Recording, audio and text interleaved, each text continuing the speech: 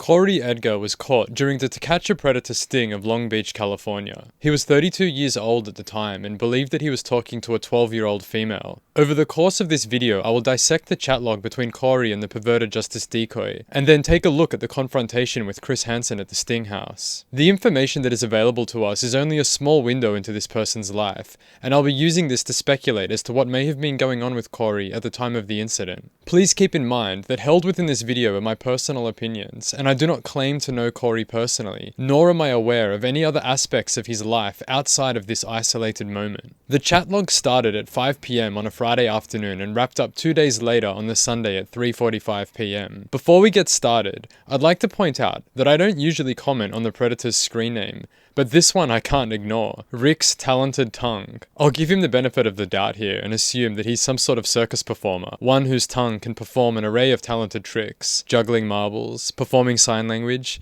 or maybe even doing some push-ups. Let's dive straight into the chat log, hey, and see just what tricks Rick's talented tongue has for us. Straight off the bat, Corey starts with, "Hello, how are you doing?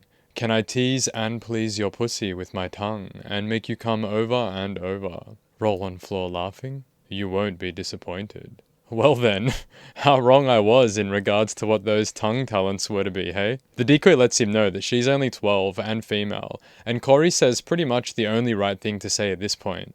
Okay and bye. The decoy then throws some bait on the table by saying, "Now you don't wanna?" And Corey embraces predatory status by replying with, "I never knew a young female like yourself would like that." If taken on face value and the words assumed to be true, this shows that Corey has thought about young girls in this way before.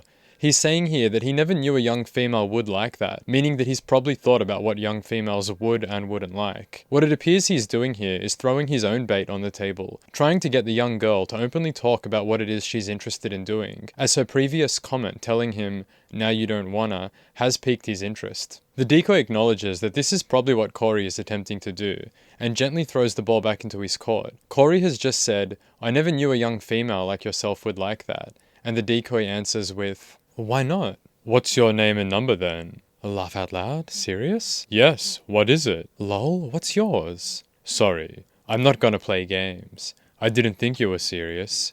Goodbye.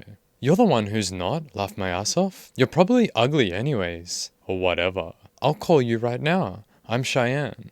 Corey wants to know her name and number, and when she asks for his, he shows a little bit of attitude here. The decoy has just asked him the same question that he asked her, and he interprets this as a game being played. He is the one now running a mental game, trying to get her to fit into his narrative, and he is hypersensitive to any resistance that she may put up. They then exchange details and play a bit of phone tag, and it's not too long before Corey asks the girl for more pictures of herself. Do you have any more pics of yourself? Yeah. May I see them, please? I can't see them. Can you send them as a file? Oh my god, why can't you? Jeez. Because they are black. Let me cancel and you can retry, or send a different way. Cute pic. Nice. Thanks. Very cute. Thank you very much. Show me yours now. So why are you into older guys? 'Cause they're hot. Why are you into girls? Laugh out loud. I have never done this with a female under 18, and I am kinda afraid to. Corey seems to completely disregard the young girl's inquiry to see a picture of him, and he then steamrolls her with another question of his own, rather than acknowledging hers. He asks her why is she into older guys, and she responds by saying that they're hot.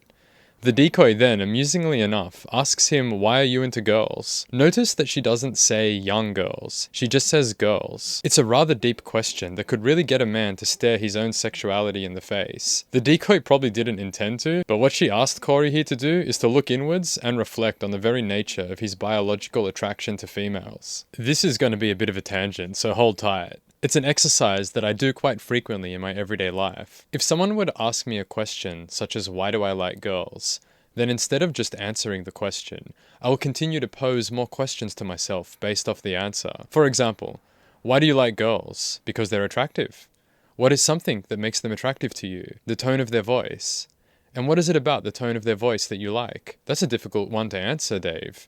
When I hear a feminine voice that I like, be it smooth and gentle or raspy and husky, it makes me want to talk to that person more. And what is it exactly about that that makes you want to talk to them more? I could keep going down that rabbit hole for a while, so for all of your sake, I'll stop right there, as we might end up in a pretty odd place with that line of questioning. It does work for other things though, like, here's a simple one. What's your favorite color? Blue. Why do you like blue? It reminds me of the ocean. What about the ocean do you like? I find it calming. What about it is calming? You could really go down that line of questioning forever, and sometimes it goes nowhere, but other times I unearth some pretty hefty fragments of mental flotsam that I had no idea were lodged down there. Back to the log now. Unfortunately, we never do find out why it is that Corey likes girls, as he answers her question by saying he's never slept with anyone younger than 18, and he is kinda afraid to do so. Although this answer does not satisfy my desire to uncover some of the inner workings of his mind, this does clearly indicate that he knows what he wants here with this person is very wrong. In response to Corey's fear about sleeping with a minor, the decoy says, "Oh my god, whatever. Laugh out loud, I'm serious." Well, be afraid then, and have a hella lame life. You're the one who messaged me. I never knew or heard of a female your age that loves to have a guy lick her pussy. I never tried it, but I want to. My friend said it's totally awesome. The decoy here at this point is pretty feisty, telling him to have a hell of a lame life because he is second-guessing his desire to assault a child. Her demeanor really serves to rope Corey in here, because it appears that he responds to this sort of stimuli. After this, it appears that they do have a phone call that lasts around 10 minutes. Then the decoy says that Corey is pretty funny. The decoy then gives Corey her address and asks when it is that he'll be coming around, how long will it take for him to get there, and so forth. And it really looks like as they are going to meet up today, making this a potentially very short chat log. Corey replies with, "Depending on traffic, maybe half hour? Cool. Is your pussy smooth and shaven for me to give it French kisses? No. Is that bad? Not at all. Is it trimmed? I don't have like a lot of hair. Okay. Yummy. Have you ever had sex before? No. Oh my god, never? Laugh out loud, I'm kinda scared to. I almost did one time, but my friend says it hurt her real bad. So, is that okay? Yes." After some fairly heavy sexual dialogue, he has just asked her if she has had sex before, and when the 12-year-old responds with no, he states, "Oh my god, never?" I have explored this in detail before in other videos, so I will only skim over it here, but this is a clear example of some pretty dirty manipulation. He's trying to make her feel like she is behind in the race. What? You're 12 and you haven't done it yet? Oh my god. This is an attempt to subtly pressure her into considering that maybe she should do this. And hey, this guy seems alright. Maybe I should get this done sooner rather than later. And seeing as he is coming around to give me French kisses in certain places, well hell, we could just go the whole way. From here on out, I best say that we have pretty graphic content warnings all over this log. The decoy pretty demandingly says, "Are you coming over or what?" Yes. I am getting ready as I am chatting with you. Damn, your pussy must be really hot and wet for some attention. Roll on floor laughing? Hurry up. I can tell you right now that I will be only able to lick your pussy and not have sex with you. My cock is too big for your pussy, and since it will be your first time, it would hurt you. Okay? Wanna see a pic of my cock? Okay. Be right back. Oh my god, wow. Come over, hurry up. When are you gonna get here? Where are you? I'm so sorry, baby. My computer froze up and I had to restart. I'm leaving in a few minutes. It must have been quite the sight, hey? Even the computer needed a moment. Corey makes it clear here that he is only coming around to perform oral sex and nothing more, as intercourse will not be on the table, as he is far too large and it will hurt her. In line with this gentlemanlike behavior, always thinking of her needs, he offers to show her his penis. As Chris Hansen likes to say, for good measure, he wants to expose himself to her as a consolation prize for not being able to do much else with it on the meetup. The chat pushes on and Corey asks, "Did you see the pic of my cock?" "Yeah, laugh out loud." "What did you think?" "It's big." "You wouldn't want to feel it inside you, K?" I'm unsure if this is a question or a statement here. You wouldn't want to feel it inside you. It could work either way, and the decoy seems to be equally as confused as she just responds with K. Corey then asks if she has a webcam, and the decoy says that she does. She attempts to get her webcam working for a bit, and after a little manages to get it switched on. "Can you see me? Hi." "Very nice. Can I ask you for a favor, so I know how serious you really are, baby?" "Like what?" "Well, I showed you a pic of my cock, so you know how serious I am. Can you show me something on your cam before I head out the door and drive over?" "Oh, are you kidding me? Oh my god, no way." "Not your pussy, your nipple." No way. You're just messing with me, so forget it. Corey, not satisfied with what the decoy has already given him, asks for a little more and wants to see her nipple. I'd like to take a close look at how he poses this request and pull it apart. He establishes that he now wants to talk about how serious they both are. After he confirms that this part of the dialogue is now in reference to the tangible execution of said sexual acts that are being discussed, he starts his request by saying, "Well, I showed you a pic of my cock, so you know how serious I am." We now know why he showed her his penis. He didn't just do that for no reason, you see. He wanted her to know how serious he was. The next part of the request that he poses goes like this. "Can you show me something before I head out and drive over?" Looking at it, he hasn't yet stated exactly what it is he wants.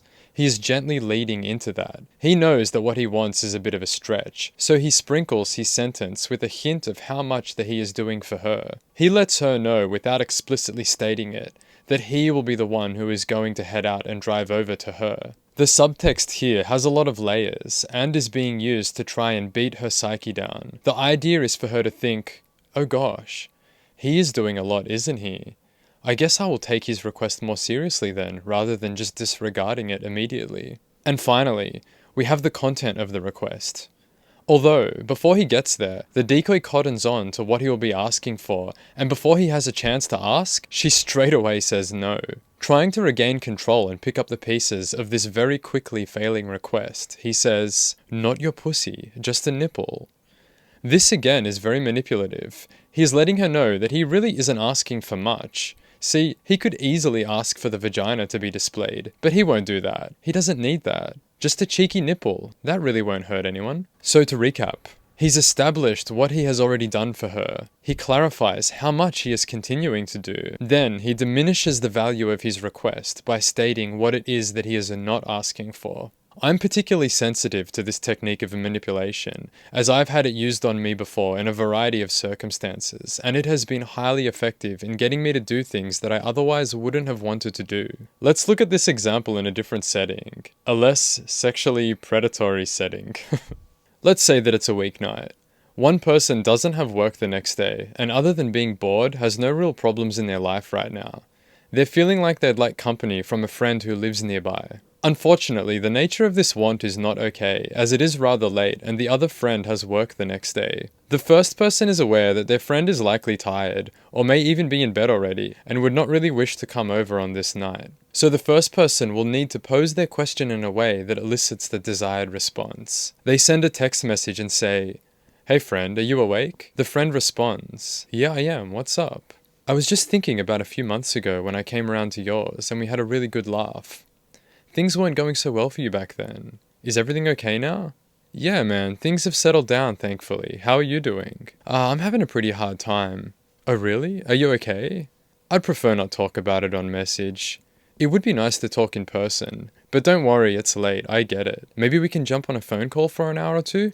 That's okay, man. Don't worry about the phone call. I'll come over for a bit." So as you've seen, the first friend wants something from the second. And so they have drawn upon a scenario that once happened to elicit an emotional memory from their friend. This in turn subtly places their friend into a position where they feel like they owe them something, making it very difficult to reject the request. That fabricated scenario may not really resonate with everyone, but for some it will. If someone is asking something of you, always be aware of who they are, what they actually desire, and what you are willing to give. If possible, always hold your ground, and do not buckle to other people's desires, especially if it doesn't suit you. Now this brings me back to Corey's request. It's pretty obvious that he's using a form of this technique to try and acquire a picture of her breast. This will in turn ease his mind as it helps to confirm to him that she is willing to have sex with him. Getting her to expose herself on camera means that he has more chances of getting her to do things with him in person. As the chat moves along, Corey asks, "Do you have a condom?" "No, duh. Why?" "Should I stop and pick one up?" Yeah, I guess, but is it gonna hurt me?" "If I eat your pussy out until you reach orgasm and you get really wet, then it shouldn't hurt. Unless you rather do 69 at the same time. You suck my cock while I eat your pussy out, instead of feeling my cock inside you." "I'll try." "I'm getting ready to leave now. Is your pussy soaking wet and hot for me?" "Yeah, laugh out loud, hurry up." "I'm leaving now." K, how long will it take? About 35 minutes, depending on traffic. Cool. Are you gonna call on your way or just come here? Just come there. Will you be naked, laying down, and ready for my tongue to lick your pussy? Oh my god, are you serious? How am I gonna answer the door if I am? You're the only one home. Answer the door naked, and then I will carry you to your bed and lick your pussy. Alright, there's really nothing in here other than cringe value. As I've said before, if I gotta read this stuff, then you're all gonna hear it too. We're all in this together. Corey ends up leaving for the Sting house that very same day. Or at least he says he does, because he never arrives, and the decoy expresses some pretty fiery anger at his absence. Before Corey leaves, he says, "I'll be there in 30 minutes. Kisses." K, bye.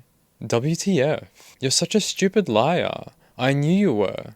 2 days later at 1:30 a.m, Corey responds, "I went to that address you gave me off of Bellflower, and there was no one there. Liar? I swear I did." So Corey says that he went to the incorrect address, and the decoy scolds him for this, calling him a liar and not believing his story at all. Here's an excerpt. "'Cause you're lying. I swear to God. I will come there in the morning if you don't believe me." "Then you're just a retard. Laugh out loud. Okay then, come over at 1 tomorrow." "Why 1? If you're not, I'll know you're just a liar.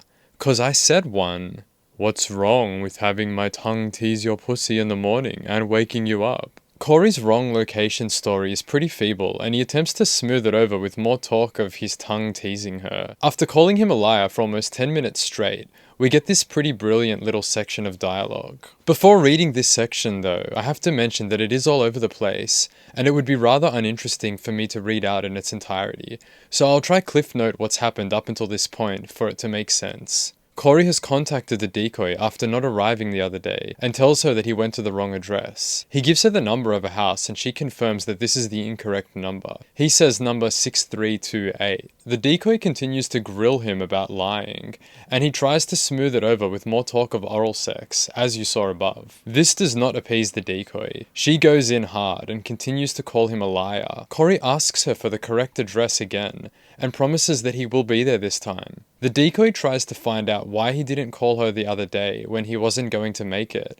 and he says it's because he had her address and phone number written down on a piece of paper at work. The decoy confronts him with this information and says, "Well, where did you get that 6328 number from if the address is written at work?" And she says that she believes that he just made that number up on the spot. Corey doesn't deny nor confirm this. Then this happens. "Ha ha ha, you just busted yourself for lying. You made up a number just a minute ago, but you don't have it? Lol lol lol. A number is easy to remember if it is correct. You're not coming, I'm not that dumb. You're just lying and I have no idea why. Laugh my ass off, that makes no sense. I will come. Laugh out loud. Tell the truth, you didn't come here yesterday." "I did, but I am a moron and went to the wrong house." "Tell the truth." "Yes." "No, tell me the truth. You didn't come. You made up having the wrong house. You made up that number. I don't know why you want to lie, but you are and I know it, so tell the truth." "Fine. I was heading to your place and got stuck in traffic because of a major wreck. I did not call because I thought you would be pissed at me.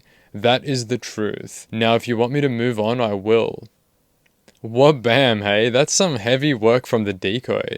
She had a feeling he was lying and grilled the truth out of him. I'm pretty impressed, I have to say. With both of them, actually. It's difficult to grill the truth out of people like that. And it's also pretty difficult to come clean when one has burrowed so far into a lie. I find it quite interesting that at the beginning of the chat here, Corey said that he is not playing games, that he doesn't want to play games. Yet he is the one who is playing all of the games.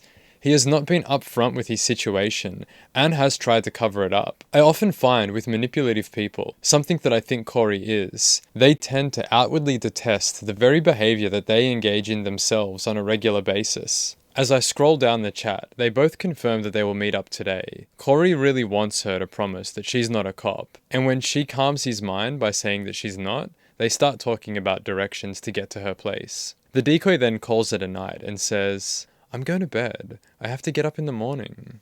"I wish I could wake you up at 7 a.m. with my tongue licking your pussy and then giving you a shower." "No, do not come over at that time. I won't answer." What do you have to do tomorrow morning? Why? Just curious. None of your business anyway. Give me your cell number. I'm calling you if you're not here at 1. You have a major attitude. Good night. Oh my god, you lied to me and I'm bad? You ass. I told you I was sorry. I knew you were full of it. We're right at the end of the log here, and we're gonna end with a bang, that's for sure. Here it is in its entirety. After refusing to give the girl his telephone number, he says, "Just be ready to answer my call tomorrow." What time? 12:30. K, bye. Bye. The next day, they're supposed to meet up at 1 p.m., but at 11:45 a.m., Corey says, "Do you think I am really a sick creep? I hope I got your hopes up and that you learned a lesson. I would never meet a female under 18 to do anything sexual. I am reporting you to Yahoo. Please leave me alone." You're such a fake liar. I knew you were lying the whole time. Your profile says other people are liars, but you're a liar. You're a bad person playing games with people online. You're disgusting and horrible. You are trying to set older guys up, to get them busted, and I don't appreciate that. Oh my god, you're insane. What the F is wrong with you? You're just a fake liar. Who cares what you think anyway, freak? I'm not a fake liar. I don't like to be arrested and put in jail. Why are you saying that? Because I have a strong feeling you are either an undercover cop trying to set older guys up. You hear about it all the time. You're insane. You don't say what you want. You have specific times. There are so many reasons why I think you are. Oh my god, you're crazy. I told you I wanted to do oral. I had to go to church. You're so stupid and fake. I don't care what you think anyways. You're the liar, not me. Lying asshole? I am supposed to just come over and trust that you are not a cop or an undercover? I told you I'm not. You even made me swear to God. I don't even care what you think. You're just a fake liar, freak. As soon as I get there, you'll have a cop in another room waiting for us to play. Oh my god, that's the stupidest thing I ever heard in my life. Or I will pull up to your house and they will arrest me before I even get to the door. Laugh my ass off. You're insane. Call a doctor. You need help. Are you alone right now? And if so, for how long? Yeah, till like 7. I don't know. Why you care? I don't even want to meet you now. You're so crazy. You sound like a killer or something. No, I'm not. Just being careful. What's your cell number and your street number again? I can't find it. You're not careful. You're insane. You say the lamest shit I've ever heard. Oh my god. You're not coming over, so why do you keep making me type it? Cell number and street number. Laugh my ass off. Where does one even start with this? From the beginning, I suppose. Let's take a closer look, starting with the accusation. Do you think I am a really sick creep? I hope I got your hopes up and that you learned a lesson. I would never meet a female under the age of 18 to do anything sexual. I'm reporting you to Yahoo, and please leave me alone. I wonder what clicked with him to say these things. I wonder if he reviewed his dialogue or if he just slept on it and thought long and hard. The decoy goes on the defensive pretty hard and calls him a liar and a fake. And after this argument, the conversation lulls for around 2 hours until Corey decides to try get the last words in. He goes in for a strong attack and lists the reasons for why he believes that she is not who she says she is. And quite frankly, he's spot on. He's the first predator that I've seen with enough awareness to really look at the chat that he's having with a supposed 12-year-old and say, hang on a minute. I don't think this is who they say they are. The two have a bit more back and forth about how the other is wrong and messed up, before it finally ends in something that resembles an angry old couple's dispute. It appears after thinking about it for around 2 hours, he just trusts again that she may be a legitimate 12-year-old girl willing to have sex with him, and seeing that he only has a few more hours for when that she says she'll be alone, he takes his opportunity. That's it. There are no goodbyes, no I love yous. No kisses or good nights or can't wait to see yous. Just a blunt question. Cell phone number and street number, which elicits a pretty blunt response. As I reflect on what I just read, it's quite the anomaly out of the chat logs. The entire transcript is laced with attitude, from both parties. There's sexual tension from Corey that is marbled with accusations and deceit. It's truly something to behold. And without further ado, let's head over to the Sting House to see how this pans out. Before we jump into the video segment, it is important for me to point out that this is one of the interviews where raw, uncut footage has not been publicly available. I've done my best to put together a cohesive flow of the events, using two videos that provide differing perspectives of the confrontation. As one of these videos that I've used is the aired segment on the Dateline program, there will be sections that have the audio removed, as the audio there is all voiceover from Chris Hansen. Rick, in here! Rick! Are you coming? Come on!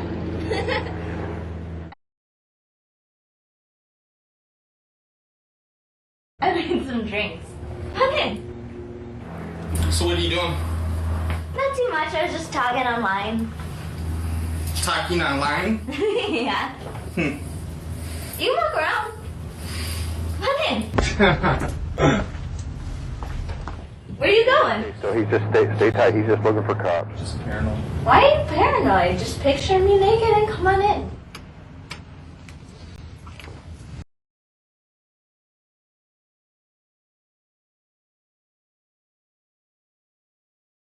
I swear. After some persuasion, Corey enters the house as the decoy requests, but before going any further, I'd like to look at a few things that happen leading up to this entrance. Rick, in here! Rick! Are you coming? Come on! This is more an imaginative observation, but right in the beginning here, I find this moment resembles that of a horror film. The decoy's high-pitched voice, her seemingly innocent laugh, and the gestures for him to come towards her remind me of the Greek mythological sirens. Dangerous creatures with a beautiful voice who lure sailors to their destruction with their sweet songs. Rick, in here! Rick! Are you coming? Come on! I made some drinks. Come in. So what are you doing?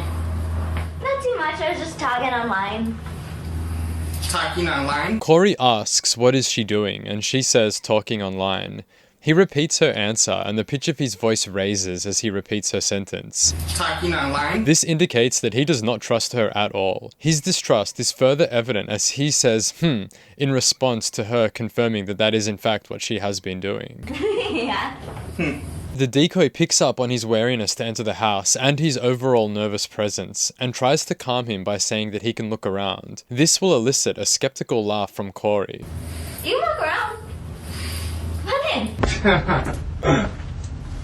Clearly, this is a man in conflict. I don't think that the nature of his conflict is whether he should or shouldn't sleep with a child, but a more critical one to his own survival. Every sensor on and in his body is telling him that this is a sting operation, and he is battling to fight against those instincts in the hope that this scenario may be real. Out of a lot of men that we see caught on this program, I would argue that Corey here really wants to do this more than most. Most of the men I've looked at stumble blindly into the sting operation, whereas Corey is wide awake to it. He can see that every step of the way, this is more and more not what it appears to be, yet the desire for it to be real overpowers that logical dialogue in his mind. The chuckle that he lets out is that of a man who is witnessing a trap, like if someone were to say, "Hey, come and get this free $100 bill. All you need to do is walk through this park where there is no danger whatsoever."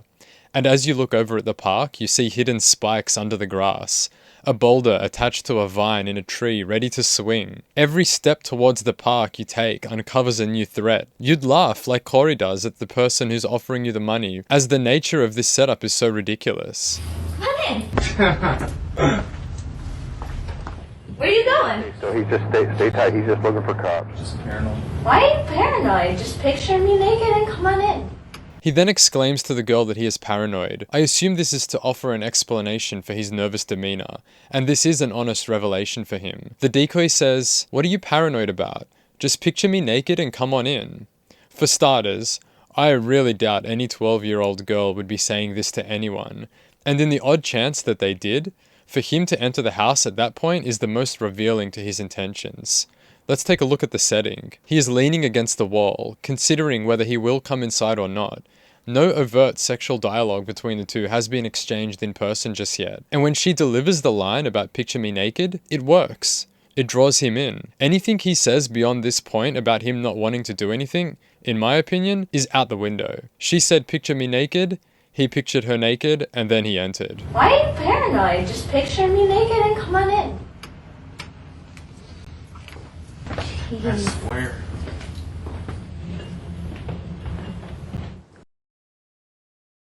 See? You are a suspicious guy, Rick. I told you there's people here. I want to speak with you for a minute. Why don't you have a seat right over there? I wasn't planning on any of this. Good. I want to hear the whole story. So come on over here and have a seat, and you can tell me all about it. Jeez, I might as well just... My life's over. My life's over. Rick, now I've got some transcripts here of your conversation with this girl. I did not want this to happen. I didn't do anything. Please have a seat on the stool. Relax. Calm down for a minute. All right, let's clear the air because I've never done Well, let me read anything to you like the this. first line out of your mouth. As Corey finally enters the house, the first thing he does is inspect the side room, where it is reported that he spots some of the camera crew. The decoy then immediately signals for Hansen to come out. You are a suspicious guy, Rick. I told you there's people here. I want to speak with you for a minute. Why don't you have a seat right over there? I wasn't planning on any of this. Good. I want to hear the whole story. So come on over here and have a seat, and you can tell me all about it. Jeez, I might as well just... My life's over. My life's over. Rick, now I've got some transcripts here of your conversation with this girl. I did not want this to happen. I didn't do anything. Please have a seat on the stool. Relax. Calm down for a minute. After Hansen emerges, he tells Corey to relax and calm down, as the man is most definitely agitated. Hansen, I can only assume, would likely be trying to avoid any sort of escalation, yet at the same time would like to attain an interview that is interesting for viewers. This means that he will need to push and prod Corey in sensitive places, and as Corey has started from a baseline of agitation, this could potentially be a dangerous game for Hansen to play. Even though Corey has displayed some signs of anger, he has also followed a number of Hansen's commands so far. I want to speak with you for a minute. Why don't you have a seat right over there? I want to hear the whole story. So come on over here and have a seat, and you can tell me all about it. Thanks. Please have a seat on the stool. This would signify to Hansen that the man, despite being upset, is still reasonable, and more importantly, able to be prodded with information that could evoke an interesting interview. And prod Hansen does. Relax. Calm down for a minute. All right, let's clear the air because I've never conversation. done Well, let me read anything to you like the this. first line out of your mouth. Hello, how are you doing? Can I tease and please your blank with my tongue and make you blank over and over? Right after that, she tells you that she's 12. And then I said, you're a little too young. Please. Right, you say, I never knew a young female like yourself would like that. And then You're- you show you're some arresting me reservations. and everything. I'm Why is that not taking- arresting you. They are. They're arresting me. Rick, I'm trying to understand And how, I did what are you, nothing wrong. you're 25? It's probably pretty easy to tell by this point, but I do have a lot of respect for Chris Hansen. For the obvious reasons, of course, that I enjoyed his work on To Catch a Predator, but there are a few other reasons as well. I believe he's a great journalist and a great interviewer, one that I admire for his ability to raise pressing questions on the fly and incorporate humor where necessary. He has worked on many stories throughout a long and colourful career, many of which I do implore you to look into if you are a Hansen fan at all. In saying that, I don't think he's a golden child. I am aware that he has done some pretty questionable things in his time, and I'm definitely not going to defend these things by no means. So I'd like to take a look at a small moment right here that happens, in which I'd say Hansen dropped the ball, if only just a little. Well, let me read to you the first line out of your mouth. Hello, how are you doing? Can I tease and please your blank with my tongue and make you blank over and over? He didn't need to read this specific line to Corey. When Corey started the chat, he had no idea that he was speaking to an underage girl. Her profile said that the age was 102, and from my knowledge, one must be 18 to create a profile. So really, at that point, he had no idea that he was speaking with a minor. Whether Corey should be starting dialogue with that line could be argued all night, as it's both hilarious and creepy at the same time. Appropriate, not so much, but eye-catching most definitely. What it isn't at this point though, isn't an attempt to solicit sex from a minor. The whole purpose of Hansen's program here is to expose predators in a journalistic fashion and provide entertainment for the wider public. For the most part, the program walks the line between the two impeccably well, but here I would say that it falls way too far on the entertainment side, as Hansen reads this line purely for cringe value.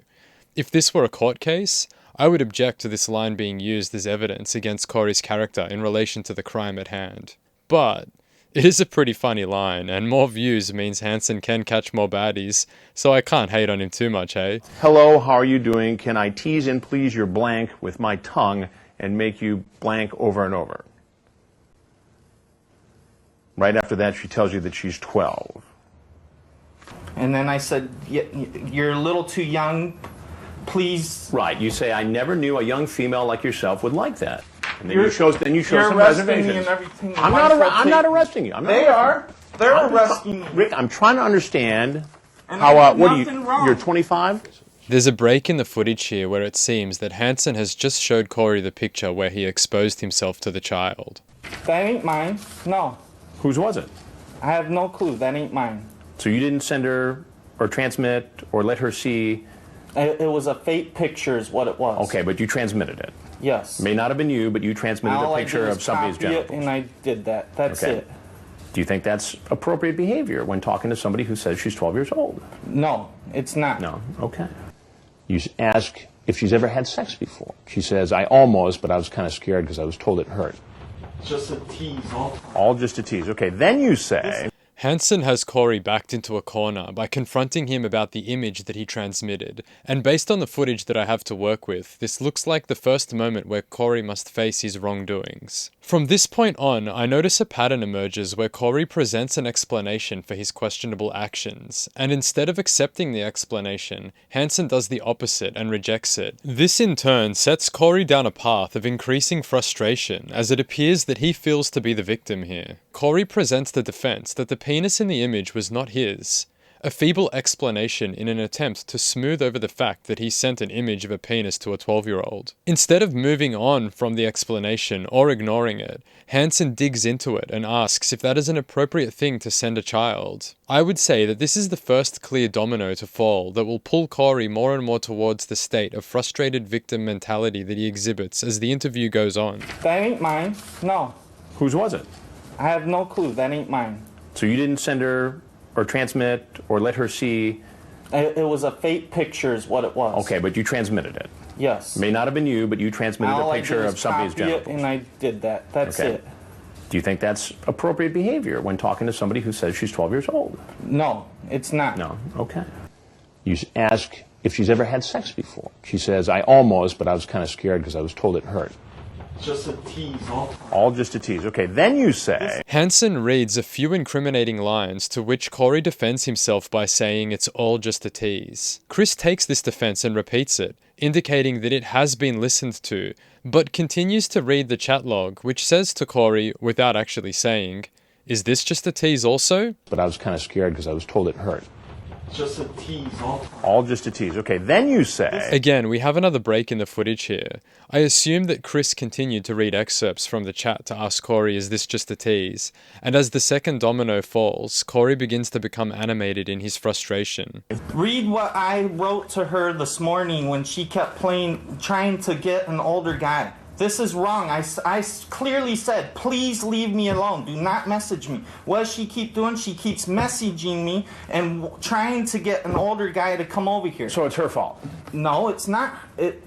Blame the victim. It's not my fault. It's not her fault. Not your fault, Rick. You kept going with the conversation. Corey is spiraling into a state of denial, which is evident in the way that he articulates the words, I clearly said please leave me alone. He puts an emphasis on the front of each word to try forcefully convince Hansen of his innocence in the situation. This is wrong. I clearly said, please leave me alone. Do not message me. When one doesn't have much hard evidence to prove to others the truth behind their words, they can often resort to verbal brute force in an attempt to convince using tone. Generally speaking, visceral anger is not a common thing that we see on display in our everyday lives, and some people use this to their advantage. By creating a display, a scene of sorts, where they become angrily animated in their delivery of their version of the truth, it serves as shock value to onlookers who are not accustomed to this presence of emotion, making the onlookers far more likely to believe the person who is angry. If a person, usually starting from a young age, learns to get what they want by utilizing this technique,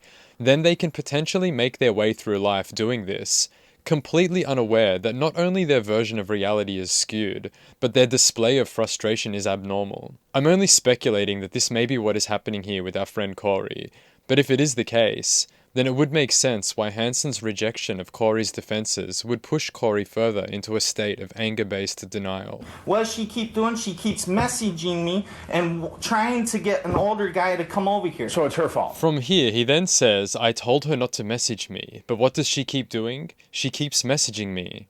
He is running a conversation with himself at this point. He's acting as both the one who is answering questions and the party who is asking. It seems as though he's doing this because Hansen is not understanding the situation that he is in, and he's trying to present the inner conflict that he battled with through the lead up to this moment. He told the decoy to leave him alone, and she did keep messaging him, thus the inner conflict. He wanted to stop talking, but didn't have the self-control to do so, and now he is here, but it's not really his fault. I clearly said, please leave me alone. Do not message me. What does she keep doing? She keeps messaging me. Hansen is not having a bar of it, and immediately destroys Corey's fragile argument once again, knocking over the next domino. So it's her fault. No, it's not. Blame the victim. It's not my fault. Corey then attempts to pick up the pieces of his broken defense, and as he is scrounging around the floor collecting what remains, Hansen hits him with a staggering blow, one that hits Corey so hard he essentially resets and begins a completely new line of defense. It's not her fault. Not your fault, Rick. You kept going with the conversation I came about your here story. because I was going to get cigarettes, fill up my tank, and then go The fishing. going fishing defense. Yet another weak argument that does not hold up to the Hansen scrutiny. What, you thought they sold cigarettes at this house? No. Do you think I they did sell not. gas at this house? No, I did not. Then why even stop here then if all you were going to do today is buy That's why cigarettes and gas? it was wrong for me to even stop here, and I just... Once again, we are missing more footage here, as at this point of the Dateline segment, we can only see the exterior of the house whilst the voiceover is commenting that Corey is getting mad, but he is not a danger. During this moment, it would appear that Corey has stood up and is even more agitated than before. In her profile, it says 102. How does Yahoo let these people online? Rick, she tells you clearly So you that check her she's 12. profile and there's 102 age after. So you're saying you thought you were talking to a 102-year-old woman who you wanted to sexually please? That's not what I'm saying. I'm just saying. sounds like what you're saying. Why can't people be honest? Come on, you got to have some sort of insight into Going here. fishing. Check my trunk. Well, I had my fishing gear. My fishing license is in my console. I was going fishing. It sounds like what you were fishing for was sex with a 12-year-old girl is what you were fishing Just for. please check my trunk. Now, you told me already about getting gas and going fishing. Who And are getting you? cigarettes. Who am I? Yeah. Before we get to that, let's take it back a moment and have a look at what just happened there. In her profile, it says 102. How does Yahoo let these people online? Like most negative emotions, anger can hold many purposes in our lives. Anger can signify to us that something is wrong. Possibly we have been taken advantage of, or we are being mocked, or it can even serve as a warning. Sometimes when I'm in the attic of my house, I don't duck in time and whack my head on a wooden beam. This hurts, but the anger that follows is really unbearable. So when I go up into the attic, I always make sure to duck, not to avoid the pain, but to avoid the anger, which in turn protects my head from another hit. All emotions have a purpose, and we all experience these emotions in varying ways. As I mentioned earlier, I would argue that Corey has developed in a way where anger protects him by deflecting attention from his wrongdoings. Accepting responsibility is a difficult thing to do, and no one likes to admit when or how we are wrong, but it is a crucial skill to develop if we are to grow as a human being. We inevitably are going to make mistakes, and it is how we handle these mistakes which will forge the integrity of who we are. Mistakes, acceptance, and responsibility play an important role in our emotional development. A lesson that I speculate Corey has evaded time after time. Rick, she tells you clearly that check her she's 12. profile and there's 102 age after. So you're saying you thought you were talking to a 102-year-old woman who you wanted to sexually please? That's not what I'm saying. I also find Hansen's reaction to his tantrum here highly amusing. In her profile, it says 102. How does... At first he watches on as this grown man rages about minor details that don't really hold any gravity in the overall situation. Then he calls Corey out on this tantrum, which causes Corey to reduce his intensity. So you're saying you thought you were talking to a 102-year-old woman who you wanted to sexually please? That's not what I'm saying. To further mock the situation, Hansen mumbles under his breath, like a cheeky child who's just called his buddy out. I'm just saying... sounds like what you're saying. Why can't people be honest? Come on, you got to have some sort of insight into Going here. fishing. Check my trunk. Well, I had my fishing gear. My fishing license is in my console. I was going fishing. It sounds like what you were fishing for was sex with a 12-year-old girl is what you were fishing Just for. please. Seeing as we're going along the lines of Hansen squeezing those lemons, it would not be right to make this video without paying respect to that final zinger from Chris. I was going fishing. It sounds like what you were fishing for was sex with a 12-year-old girl is what you were fishing Just for. please check my trunk. Now, you told me already about getting gas and going fishing.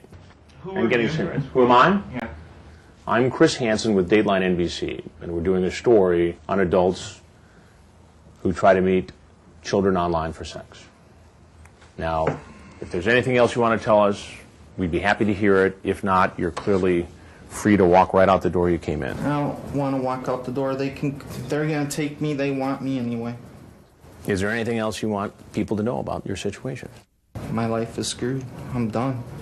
My family's done. They're waiting to arrest me. They're waiting to take me to jail. Staying here is not going to help you.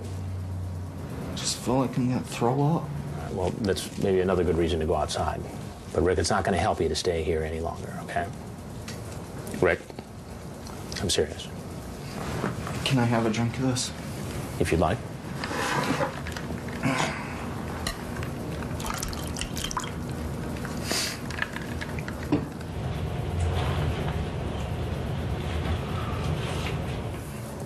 But Rick, I think it's time to go. It's quite an interesting moment, isn't it? Who And are getting you? serious. Who am I? Yeah.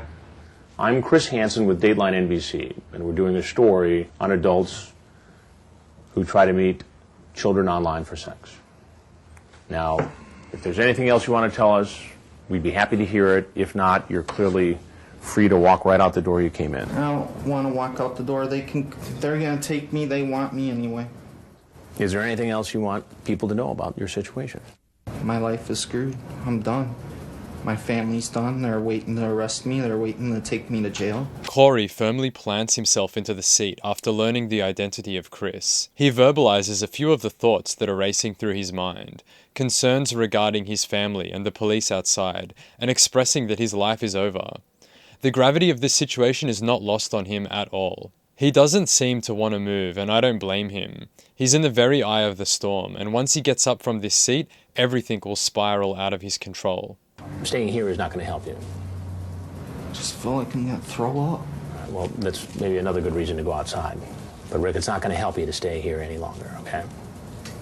Rick, I'm serious. Can I have a drink of this? If you'd like. There's an array of reasons for why he may have wanted this drink. He may genuinely be thirsty, and it does look ice cold and refreshing. Or it may be a nervous reaction. He doesn't know what else to do in this moment, and walking outside is not something that he is ready to face. So having the drink is an impulse action that buys him some more time to process. It could possibly be a grasp for control. Everything right now is so far from his control that asking for a drink and being allowed to take it grants him some semblance of control in this otherwise loose cannon of a situation. Or it may be a comfort thing. A refreshing beverage could be a distant memory for him soon, so he wants to savor the peace of this moment, the last time in his life that he was not a certified predator. This drink allowing him to transition from who he was to who he begrudgingly will become as pleasantly as possible.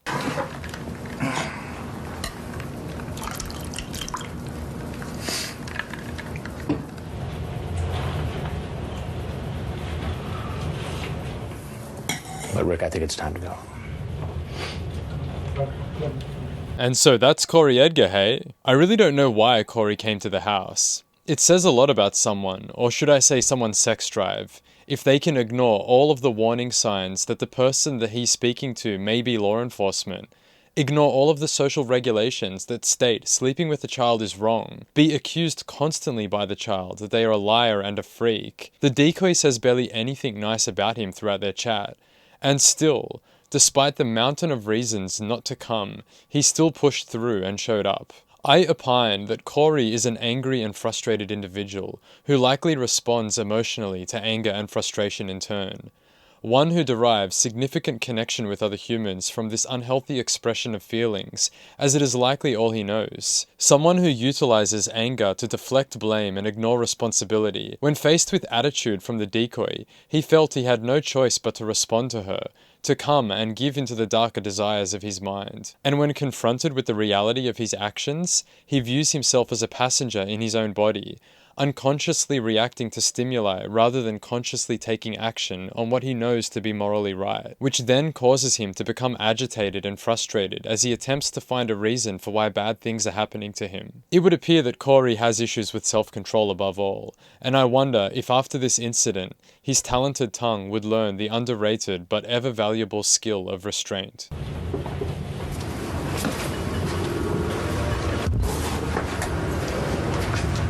Get on your knees. Put your hands on your head. If you've made it to the end of this video, a huge thank you once again for taking the time out of your day to watch my stuff. I know they're long, so it does mean a lot to me that you get something out of them. If you're interested in supporting the channel at all, I do have a Patreon going, which I'll put the link in the description. But don't feel like you're missing out or anything. The main content will always be available for free over here. Dave does not get down with paywalling lemonade. I generally just upload some behind the scenes stuff and update videos and all that, where I give my thoughts on the current week's video. So yeah, how about that? Another one done. I'll speak to you next time and hope you all have a great week. Take it easy.